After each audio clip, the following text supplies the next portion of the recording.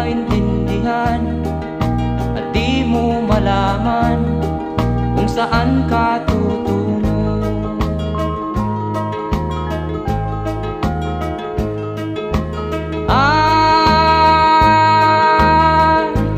Kung nakamit mo na ang pangarap, di pa rin masiyahan, ang nais mo'y madagdagan, limot mo na ang iyong pinagmulan.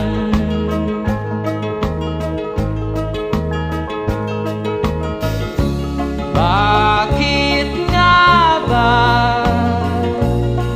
ganito? Ang tao'y walang kasiyahan.